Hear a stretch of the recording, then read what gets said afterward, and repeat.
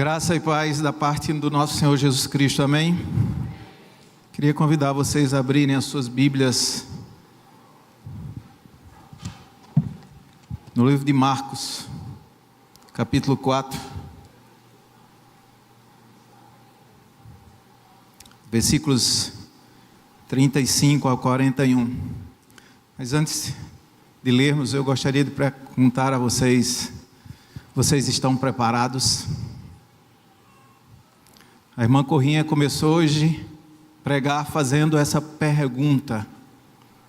Aqueles que não assistiram, convido vocês a assistirem. Vocês estão preparados? E eu descobri que eu não estava preparado para aquela mensagem hoje de manhã. Falou muito ao meu coração sobre estarmos preparados. E aí, antes da gente começar a ler, eu queria orar. E eu queria que você colocasse o seu coração diante de Deus, para que você não seja pego desprevenido como eu fui pego hoje de manhã. Coloca o teu coração diante de Deus, seus medos, suas aflições, suas questões. Peça para Ele falar para a sua vida, e que você possa ouvir, como nós ouvimos hoje de manhã, Deus falando aos nossos corações. Vamos orar. Pai amado, nós queremos te agradecer por cada pessoa que está aqui conosco nesse momento.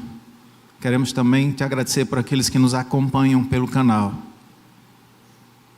Que possamos estar preparados, ou com os nossos corações abertos, para aquilo que Deus quer falar para as nossas vidas hoje.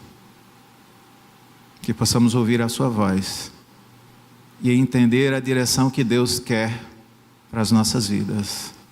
Nós choramos assim em nome de Jesus, amém. Livro de Marcos, capítulo 4, versículo 35. Eu não canso de pregar sobre esse texto, e aí vocês vão entender por quê.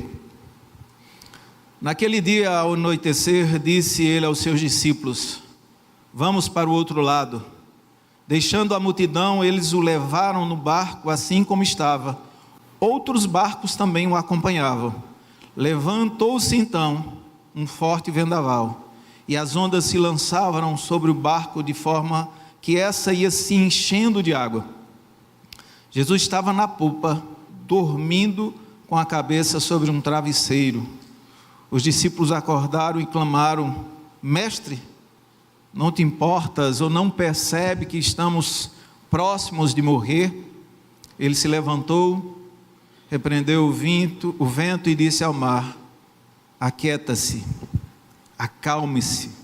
O vento se aquietou e fez completa bonança. Então perguntou aos seus discípulos: por que vocês estão com medo? Não têm fé? Eles estavam apavorados e perguntavam uns aos outros: quem é esse homem que o mar e o vento lhe obedecem? Por que vocês estão com medo? Essa é a pergunta que Jesus faz aos seus discípulos depois de despertar de um sono em meio a uma tempestade. Por que vocês estão com medo? Para que a gente entenda o quão parece ser absurda essa pergunta de Jesus aos discípulos, nós precisamos entender o contexto, né? O que é que estava acontecendo? Porque parece que Jesus não entende o medo dos discípulos, e com certeza os discípulos também não entendem essa pergunta. Parece que estão em realidades divergentes, em ambientes paralelos. Parece que eles não estão no mesmo lugar, porque o texto fala que eles haviam estado pregando, um dia cansativo, um dia puxado. Eles entram no barco, e uma sequência de outros barcos seguem esse barco de Jesus. Anoitece, e aí vem uma forte chuva, um vendaval. Só que quando a gente vai para o texto de Mateus, descrevendo esse mesmo texto, parece que Mateus nos dá uma visão mais realista do que realmente está acontecendo. No grego, cada palavra tem um significado, ao contrário do nosso português, que é inverso, uma mesma palavra pode ter vários significados. O grego não, vento é uma palavra, tempestade é uma palavra, e uma grande tempestade é uma outra palavra.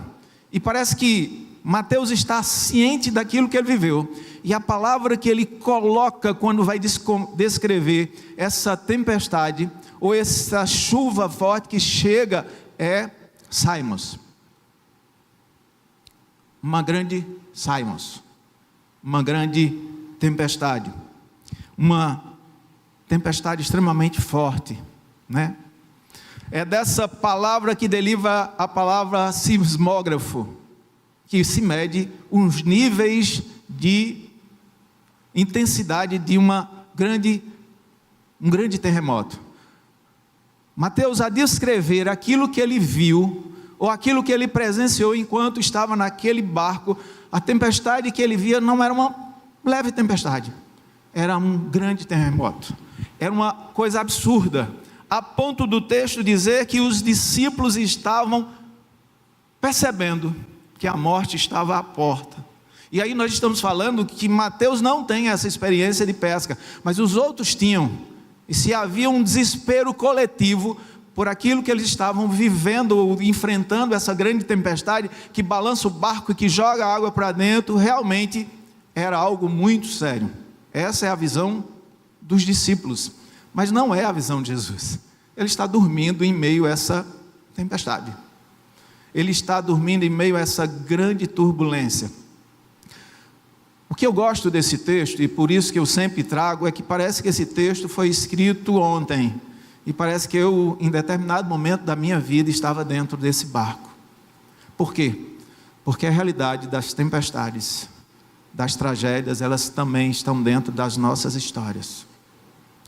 A Bíblia não nos isenta, apesar de termos fé, apesar de confiarmos nele, de vivermos momentos difíceis, de grandes tempestades. Esse texto nos fala sobre algumas realidades que nós enfrentamos no nosso dia a dia. Algumas coisas que parece que estão às vezes à nossa porta. A realidade das tragédias que vêm como um diagnóstico de que alguém da nossa família está numa situação muito difícil. A realidade de um desemprego, a realidade de abandono, a realidade de dificuldades diversas, a partir da história de cada um de nós, da perda de alguém que amamos. As tragédias fazem parte da nossa vida. Esse texto nos traz, além da realidade das tragédias, ele traz também uma verdade muito forte, que às vezes as tragédias que enfrentamos, ou as tragédias das pessoas a quem amamos, que enfrentam por dificuldades, também nos alcançam. Um barco, Jesus está no barco, mas lembre-se que o texto diz que existiam outros barcos, e esses outros barcos também enfrentam essa mesma tempestade. Às vezes as tragédias que vêm, ou as tempestades que vêm sobre as nossas vidas, arrancam e levam as pessoas que amamos para dentro do olho do furacão. Ou às vezes alguém enfrenta uma grande dificuldade e nós somos jogados também para dentro dessa realidade. A realidade de que, mesmo seguindo Cristo, isso não nos isentam dessas dificuldades. Apesar de ouvirmos muitas pessoas falando de uma fé que nos exime de problemas, não é isso que a gente vê na palavra. O próprio Jesus diz que nós, na vida, teremos tribulações, nós passaremos por problemas, nós vivemos num mundo caído, e nós precisamos entender que nós, às vezes, entramos dentro dessas situações também. O texto, além dessas realidades, nos fala da realidade de que, às vezes, e é natural, me permita dizer a você, em meio à dor, em meio à tempestade, em meio às dificuldades, nós termos dúvidas. Aquilo que Caio colocou hoje sobre a adoração em meio à dor, ou em meio ao sofrimento, ou em meio às crises, é uma realidade nos Salmos, e em todas as palavras da palavra sempre há referências a isso. As dúvidas às vezes vêm, e isso não nos torna menos cristão, ou não diz que a nossa fé é menor, só nos lembra que nós somos humanos.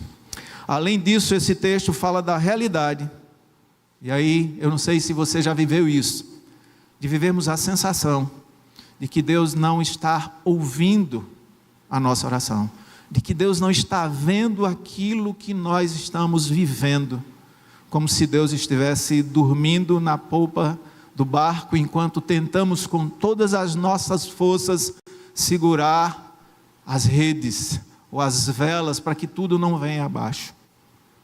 O texto ainda nos mostra que a realidade de que o tempo de Deus não é o nosso tempo.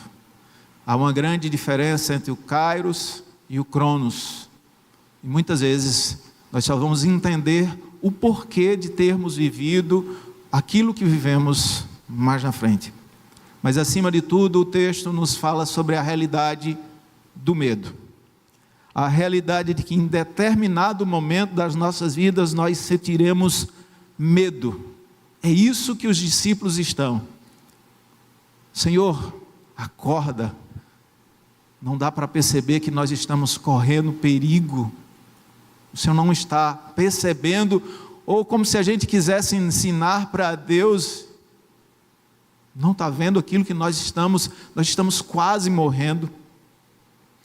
Estar com Cristo não nos isenta das tempestades, das tragédias, mas a certeza de que Ele está conosco no barco faz toda a diferença.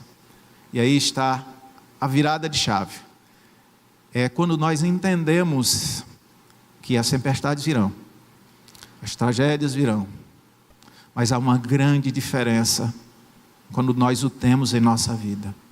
Nós só temos a percepção real quando nós enfrentamos algo que parece que vai nos destruir, e aí nós saímos às vezes mais fortes, porque tudo aquilo nos aproximou de Deus.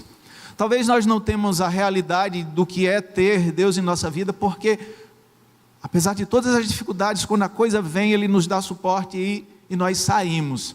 Recentemente eu vi uma poeta, ela não crê em Deus, e aí em uma entrevista ela compartilhou a sua grande questão, e eu achei interessante ela dizendo, quando a filha dela adoeceu e ficou em estado grave, ela entendeu a importância da fé, e ela diz na entrevista, eu não creio em Deus, mas descobri que em determinados momentos é essencial acreditar em um ser superior. Vocês que têm fé, acreditem naquilo que vocês dizem acreditar, porque vocês só terão a noção da importância dessa fé quando forem confrontados em meio a uma tempestade. Palavras bonitas para alguém que diz que não acredita em Deus, mas palavras que nos ajudam a perceber o quanto é importante entendermos que a realidade das tempestades podem vir, a realidade do medo pode bater à nossa porta, mas quando Ele está conosco, tudo muda, tudo faz ou tem um resultado diferente.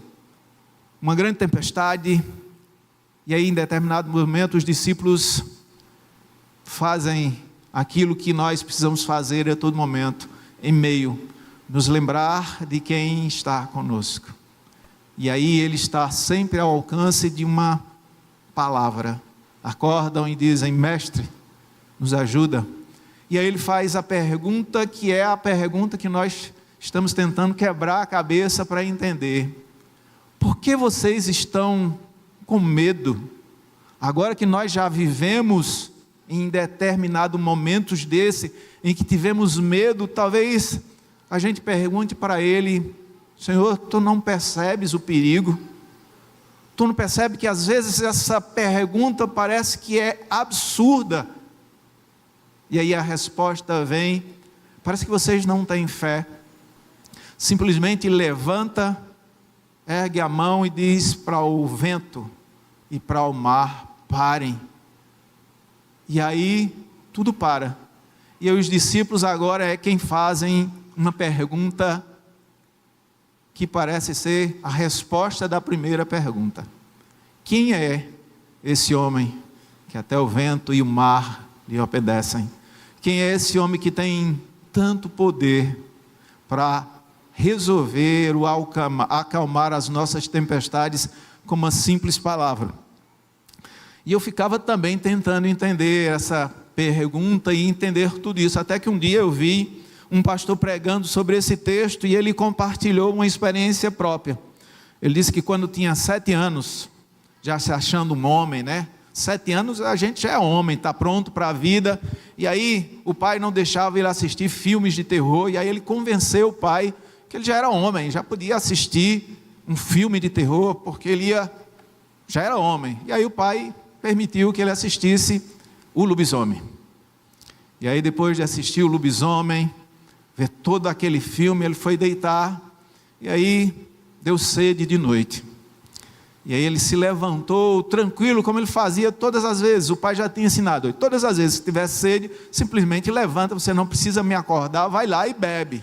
E aí ele seguiu o roteiro original, até que ele chegou na sala, e lembrou que foi naquela sala que ela tinha assistido o filme, e aí ele percebeu que havia algo diferente naquele ambiente. Aquele ambiente não era mais seguro para ele. O lobisomem estava atrás daquele sofá, pronto para pegá-lo. E ele olhava, cozinha, mas tinha que passar, e a sensação que ele tinha é que se ele passasse naquele setor extremamente perigoso, o lobisomem iria pegar ele. E ele fica travado, gelado de medo do lobisomem que estava ali. E aí ele volta, acorda o pai sem entender o que é. Diz: pai, o que é, filho? Água. Vai e bebe, tem um lobisomem lá. O pai atordoado: não existe, meu filho, tem um lobisomem. O pai levanta, o menino pega na camisa do pai e sai. Chega na sala, o pai simplesmente passa. Quando ele olha para trás, olha para aquele homem e pensa: que homem é esse? Ele não tem medo do lobisomem. Que homem é esse? E aí eu descobri por que aqueles discípulos não entenderam que a fé deles era maior se eles entendessem quem era o pai deles. É isso que nós precisamos fazer na hora do medo: pegar na camisa do nosso pai e seguir com ele. Quando nós entendemos quem é o nosso Deus, quem é o nosso Pai, nós percebemos que Ele é maior do que todos os nossos medos. Ele é capaz de nos levar tranquilamente e passamos seguros por qualquer situação. Por que vocês estão com medo? Jesus estava dizendo: vocês não entendem quem é o Pai de vocês, vocês não percebem que aquilo que vocês precisam fazer em meio a qualquer dificuldade é apenas chamar pelo Pai e confiar que o Pai fará com que o vento cesse, a tempestade acalme, que os nossos inimigos sejam derrubados, que eles parecem que nem existem. Esse é o Deus a quem servimos. Por isso que eu disse que a gente precisava estar preparado para aquilo que Deus tem para nós hoje, porque nós precisamos, apesar da realidade de todas as dificuldades que vivemos, entender quem é aquele que está conosco no barco, quem é o nosso Pai. Ele está ao alcance de uma oração. Ele está disposto a responder e a cuidar dos seus filhos. A única coisa que Ele espera de você hoje é que você reconheça Ele como seu Pai, que você possa entregar a Ele os seus problemas, e você vai ver as tempestades e os mares acalmar na sua vida, e você poderá dizer igual aquele menino: quem é esse homem que transforma qualquer situação? Que a gente possa entender o Deus que nós amamos e que servimos, o quanto Ele é grande, o quanto precisamos confiar e entregar a nossa vida a Ele. Ele está simplesmente esperando que você diga: Pai, me ajuda. Pai, me socorre. E aí você vai ter a percepção de que os nossos medos são coisas pequenas diante do nosso Deus. Vamos orar?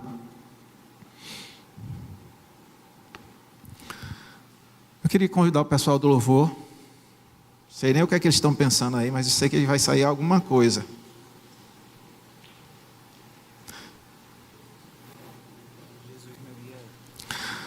Eles vão cantar uma música. E a gente vai curvar as nossas cabeças e vai falar com o nosso Pai. E aquilo que eu digo para você hoje é que se você não o tem ainda, como esse Pai, não perca essa oportunidade de entregar o seu coração para Ele, de dizer para Ele: eu te quero. Eu quero que o Senhor assuma o controle da minha vida. Eu quero que o Senhor esteja presente em minhas tempestades.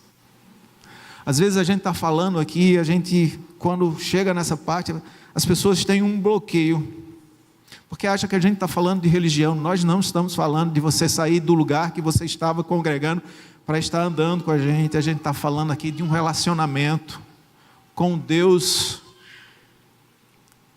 que nos ama tanto, que nos busca em todo momento. É isso que nós estamos falando, da segurança de entregar as nossas vidas e ter um relacionamento de intimidade com esse Deus, a ponto de poder chamá-lo de Pai. Foi isso que Jesus ensinou aos seus discípulos: a partir de agora, vocês não terão uma relação com Deus de um Deus distante, vocês chamarão um Deus agora de Abba Pai. Um relacionamento com Deus onde nós temos a intimidade de dizer: Paizinho, meu Pai querido, bom dia, cuida da minha vida. Não tenha medo de entregar seu coração para Ele. Esse é o único medo que nós não podemos ter. Entregue, confia, e aí Ele vai fazer todas as coisas. Vamos cantar. E aí, enquanto a gente canta, você pensa se nós estávamos preparados para essa conversa hoje.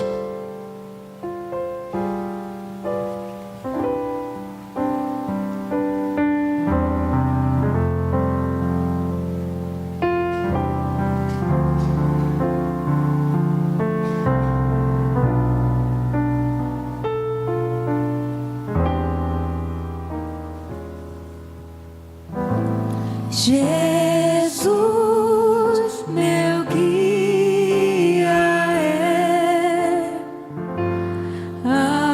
amigo e protetor, Ele é o meu bom pastor. E quando eu sentir temor, nele confiarei.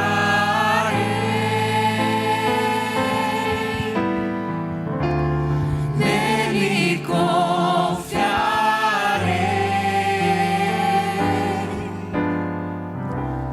Fraco sou, mas Deus me dá seu poder, seu amor.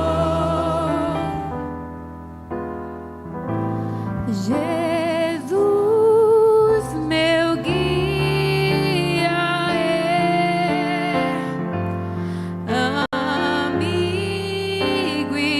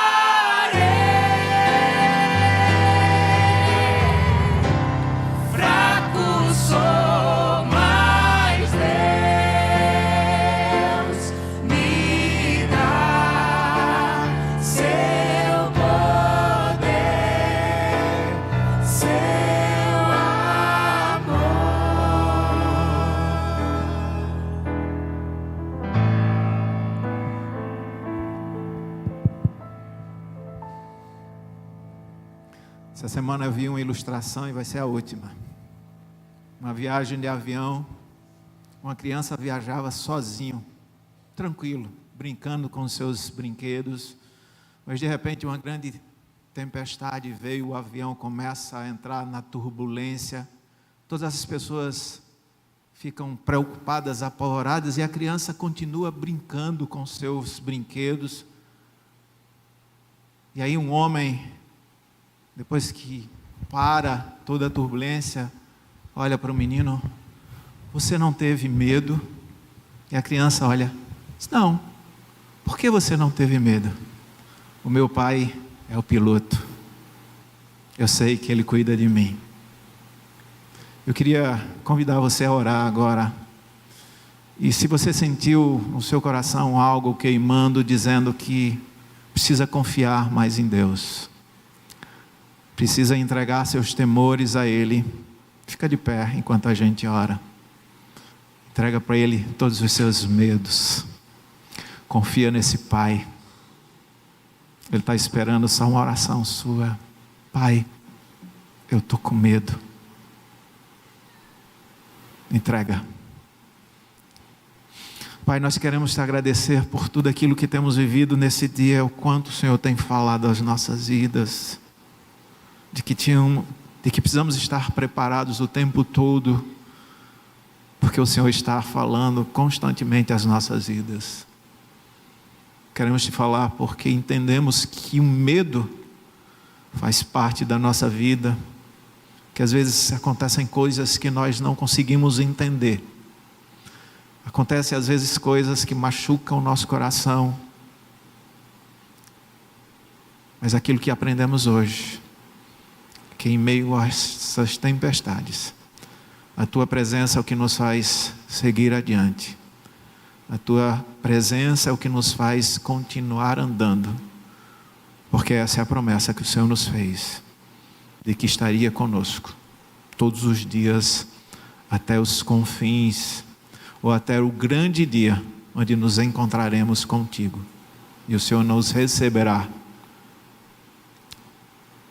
Recebe os nossos corações e cuida das nossas vidas.